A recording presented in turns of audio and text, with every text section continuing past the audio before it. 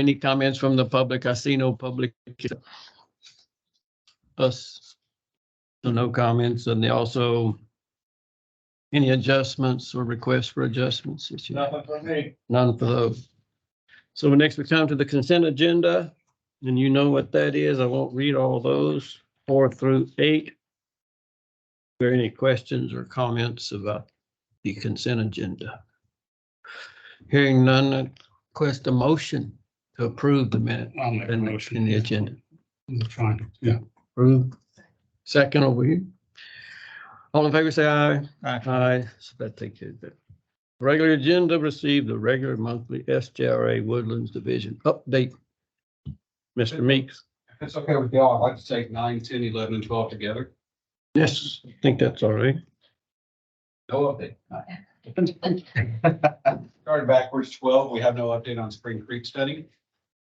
11, no update on Bear Branch. There was nothing substantially completed in the previous month, so no real money exchanged hands, no major deliverables or anything else was achieved. On item number 10, as we talked about the MUDs last month and the trustees last couple months, we've put together basically a straw poll of the MUDs, and the majority of the MUDs agreed to pause the AC water line future design and construction at this time. So what we're doing is issuing a request for qualifications to get a consultant to assist in developing a condition-based assessment of the AC water lines. So there's no action that's needed today. What we're looking at is in early 2024 to bring basically that scope and the fee and everything to the MUDs and the trustees for review and approval, or whatever y'all choose at that time.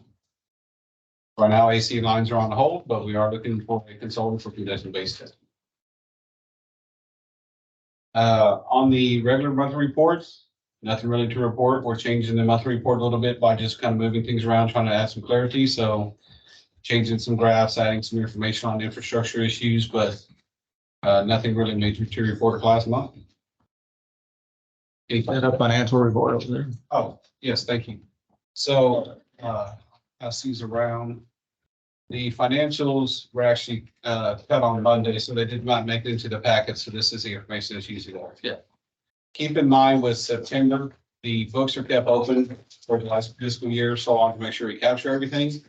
When you take a look at the September financials, you're going to see a lot of low numbers and missing numbers. That's just because the books were held so open so long for August.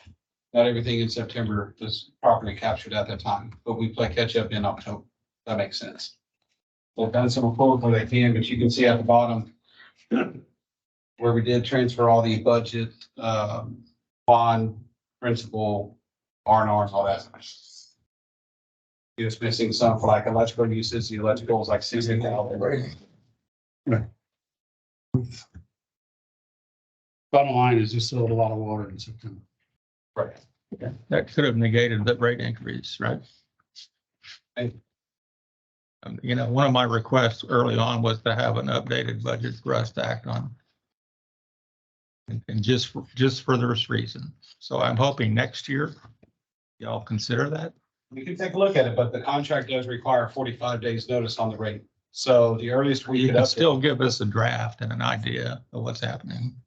I did it all the time.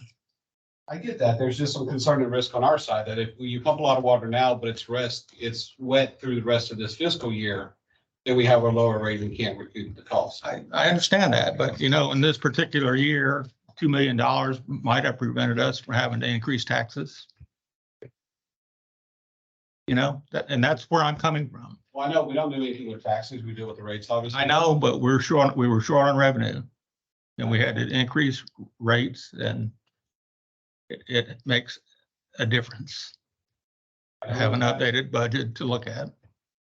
They've looked at that. The rate model that we're doing should be done prior to the next fiscal year's budget. And that should allow for a lot easier looking at future demands and adjusting rates and everything else. All right. I will take it back to accounting. Just keep in mind, there's a whole another set of dominoes that have to fall as well, besides just the months. Thank you. Thank you. That concludes your report. Unless there's any questions. Yeah, page 18.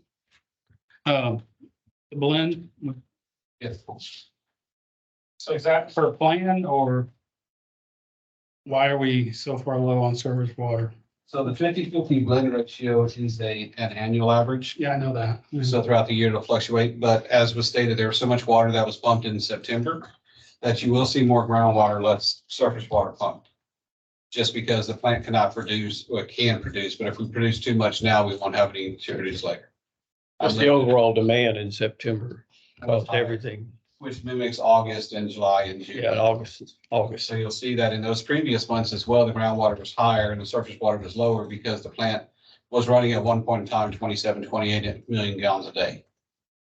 You know, common feedback I've given you before, it would really be nice if you would put messages on the charts, Okay, not just data, so showing the reason. the reason. Okay, or was this a surprise or was this a plan? And it looks like it wasn't for plan, but it was not a surprise because of usage. Well, and I'll kind of go with both of them. It's not a surprise. It is kind of per plan because we know in the summer you're going to be higher on groundwater, and in the winter you're going to be higher on surface water. So can you give us a month by month plan? We do budget month by month. I can see about showing that in there as well. Yeah, Okay. If we produce that for the GRP plants, we know. I mean, if your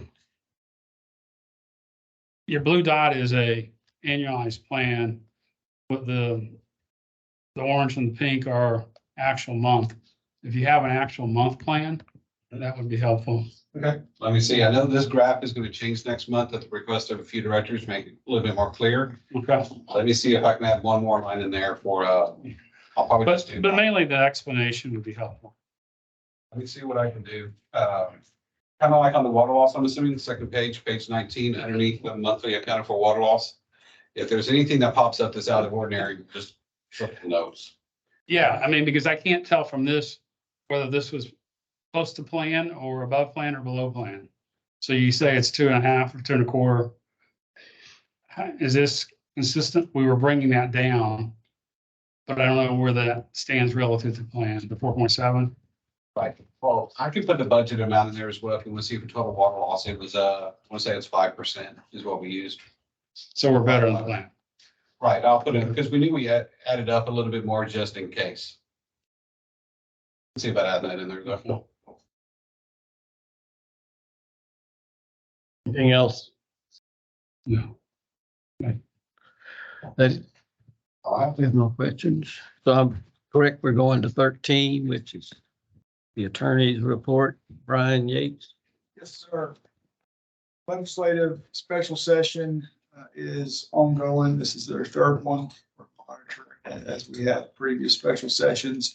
Right now, we don't see anything that is likely to be material from a Portland's Water District perspective, it's mainly based on education accounts, and there is some development matters that could impact counties and their authority to regulate in their ETJ, but too early to tell there. So we'll let y'all know if anything develops that it's material for our districts, but right now we're hopeful that there's not. That's all I have under the attorney's report. I do need to cover item 14 with you as well. Right.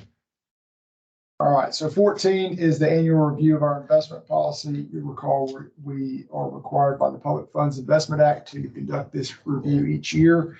Our firm conducts the review on behalf of all of our district clients and makes recommendations on any necessary changes. This year, we have some very few wordsmith and changes, I'll call them, for the collateral security agreement that are reflected in a red line on the Google Drive. We are requesting that the boards approve a resolution evidencing that you've completed the review for this year and that we've adopted the updated policy to incorporate the changes on the red line. After we answer the questions that you have. Can you tell us a little bit more about what the red lines are? I mean, I didn't open the Google Drive and we don't have a copy, right? Well, it's because it's thicker. So I usually, if it's things that are thicker, we. Yeah, that's fine. But I mean, is the red line only on one page or is it? Yeah, it's like 2 pages. So it's the representations.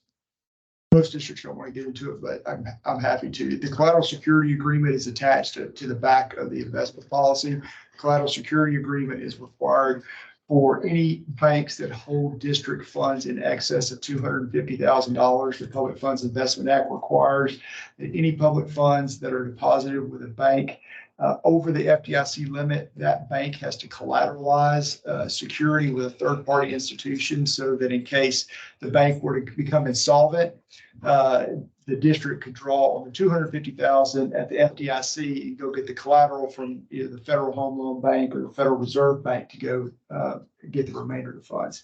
So there's a collateral security agreement whenever that circumstance arises. In every contract we have with private parties that are not public companies, we've got a number of representations as private companies have to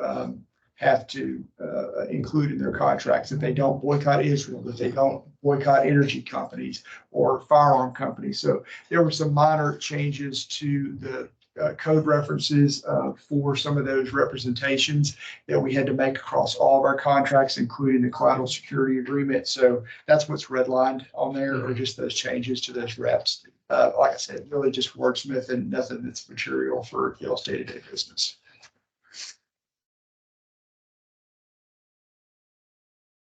We need a proposal. We need a motion to adopt the resolution evidencing that we've completed our annual review and that we've adopted the revised policy to incorporate those changes to the cloud security agreement. That's those affirmative piece. That was a move and a second. A second, okay. All in favor of that motion? Aye. Thank you very much. And Mr. Peterson to talk to us about AWWA, the waterline condition-based training. Testing. Everything to work there. Mike and I are gonna attend the training, AWW training in Dallas in early November. November.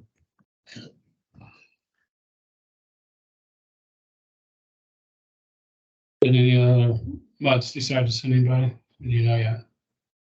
I think one of the directors is signed up, I believe.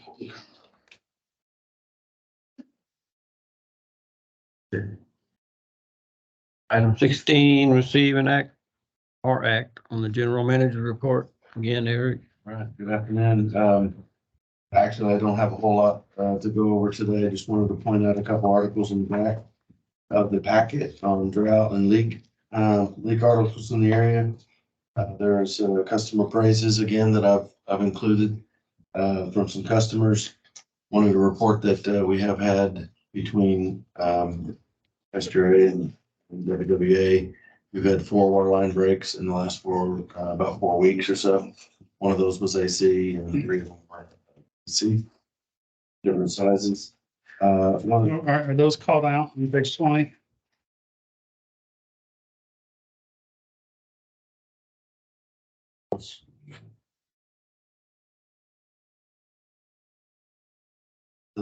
Page 20, that's infrastructure maintenance. Well, it talks about leaks.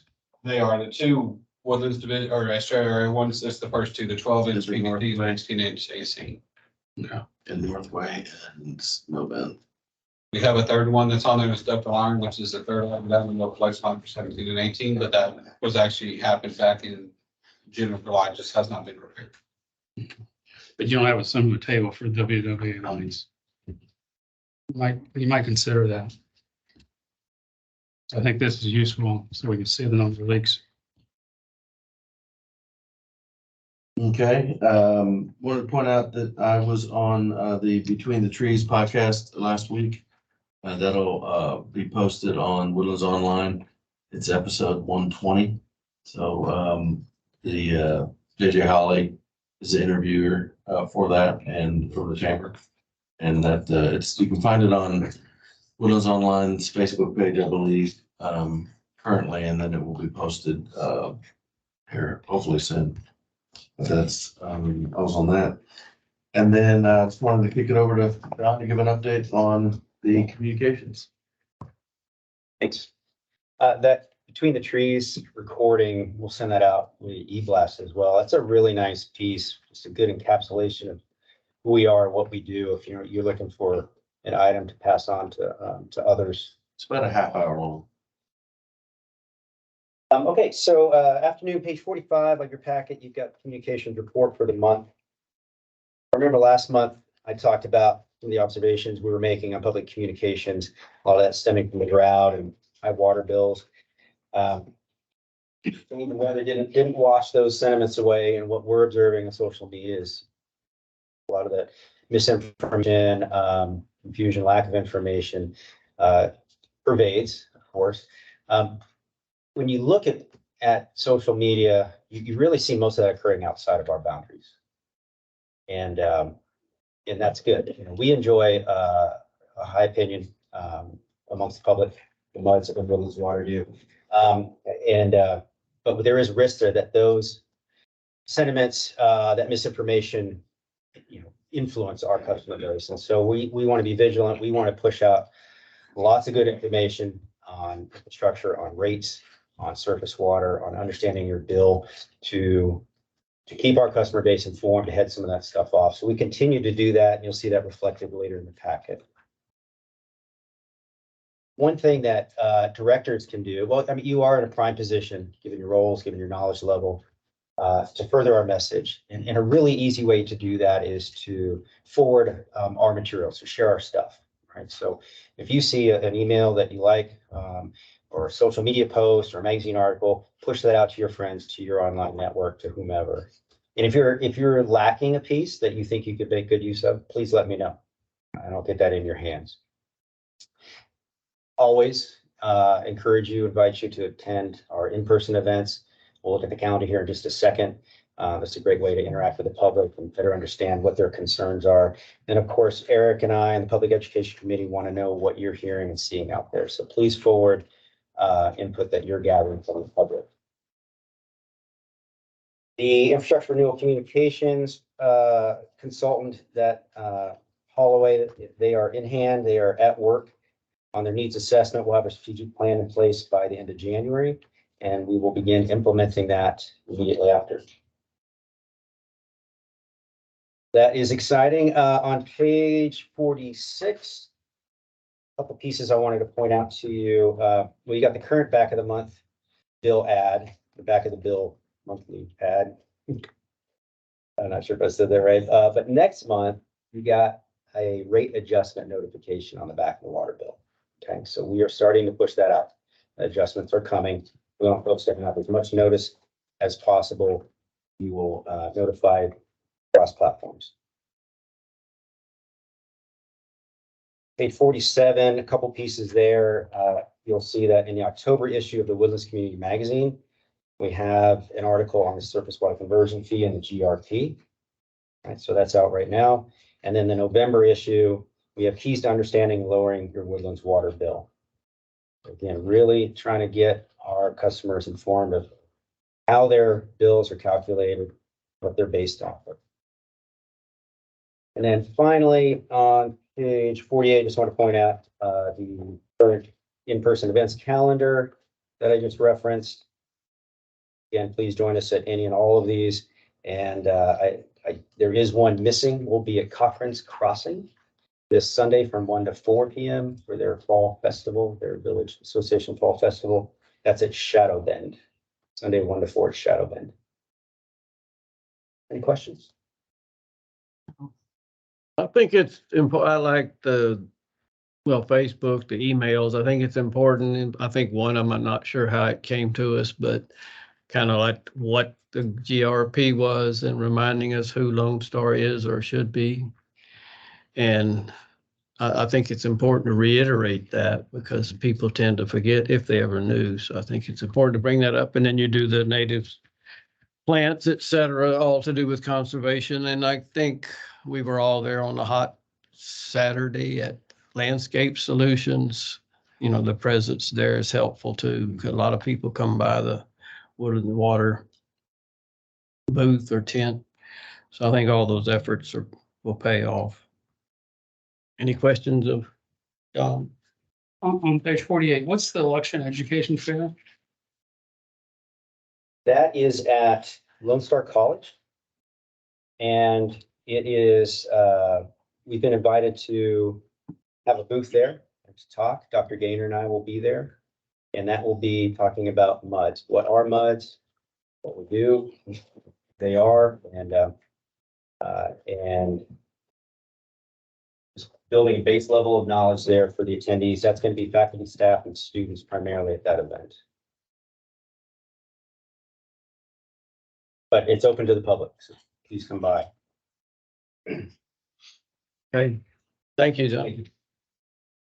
Mr. Trustee is not here, so if you want to, if y'all have a head to report or a report about the trustees, I think. Any updates or anything important there? Saw Mr. Breederhoff was at, I went to the Region H meeting this month and people tend to not understand what that is either. I think we do a good job of reporting all our mud demands, et cetera. So they're in the process of calculating demands for the next 50 years and within a couple of years, I guess, they'll be turning in the report or the study to the state for their approval of a part of the water plan. So it's important. And I'd recommend sometime you go to some of those meetings. I think it's once a quarter or 2 months at the SGRA offices. I think, let's see. The strategic plan meeting on the 24th. Mhm. There's a strategic plan meeting on the 24th. Yes, that's a good one, 24th. Is that gonna be at the, Yes, you're right. Training center. the Yeah. same old river place? Is it Yeah. a 5 o'clock start or a 6 o'clock start? It's a 5 o'clock 5 o'clock. start, but we're letting 5 to 5:30 serve as the time people can eat their dinner. Then we'll start the presentation at 5:30. So you'll have drinks between 5 and 5, Yes, this is the back. iced tea and water. Did Summer send out a RSVP or anything? I haven't seen anything. I don't know if she did. I can check to see if she sent it out. She's working in DC now. So I don't know everything that goes out, but I know I don't remember seeing it. Yeah, she would ask them to make sure we send that out to people. it's 38. It's the one-page flyer and you need a RSVP name. I did see the flyer. Okay. So if it goes to Summer, that's fine. Same email address and everything. Yeah, I just need to get it on my calendar. So I forget. Yeah. All right, But just real quick on that one, that'll be an important meeting because we're going over the cost projections as well as the facility layout. thanks. We don't need to reconvene or convene for any purposes. Anybody have any matters they'd like to place on the future agenda?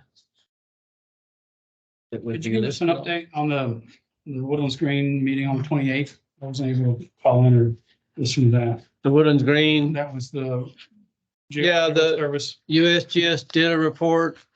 It was well attended. We had 65 folks tune in, some of which didn't know what an aquifer was. So that's kind of the whole purpose of that.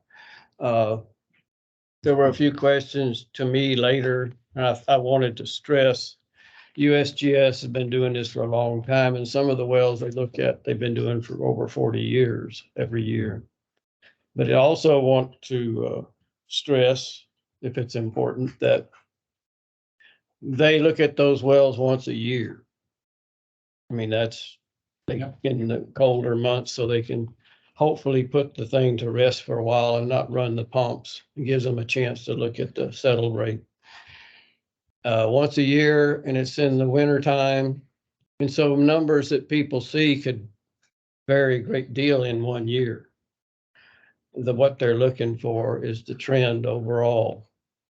That either the wells have gone down, the water table's down, or it's back up, or it's stopped declining. And the main gist of it, it will be on it. It's the same thing USGS has given us that little peek before it's actually officially left. And they will put it on our Facebook once I get a word from Jason that it's okay to do that. We'll push that recording out as well. Yeah. So I mean, it's good. I think basically if you look at a great big picture, it started in Galveston and it moves west and north. The conversion is clear that there's blue is better and red's bad, and the big blue is where there's been a concerted effort to convert to surface water. So, and they mentioned the same thing, the correlation between subsidence and the pumpage, which is also clear. So And the charts in your packet are very. the charts, you got charts for 2010 to 2023, I guess. 20, And those are 1990s. bunch. So again, I want to stress that those numbers may be different than what we saw, but they're because they're different time periods and overall. Where did these charts come from? Are these from that same meeting or some? These are from your wells. I think you do. Yeah, we measure twice per year and have forever and a day. So we got the same practice. And so you'll see 1990 to 2023, then the zoomed in of 2010 through 2023. So you can see the effects of surface water a little bit better. And the short ups and downs are the winter, summer. And then obviously you can see those trends. And then you can see the effect. It's not tremendous yet, but that's what we're working for. Are we, based upon, I mean, the people that call in are probably pretty limited cross-section of the population. They're not a broad cross-section, but do you think we're making progress on people understanding that pumpage rate and subsidence are correlated? I do. I said, I think that it helped that we kind of promoted that here. And I think there were, like I said, several people, if you can get 10 out of 60 that, you know, some of them obviously were directors and knew what was going on, but I think it's working and I think we need to do more of that. But I do believe that those 10 or 12 that names that are people that didn't have a clue. And so it's important. I mean, and again, the reason I feel comfortable with USGS is that they do the numbers from here to here and there's no politics or maybe or should be or this causes that. It's just the facts as I know. Anything else? Thanks for the update. You bet. Well, I think I had the longest meeting, but make a motion to adjourn. 6:58.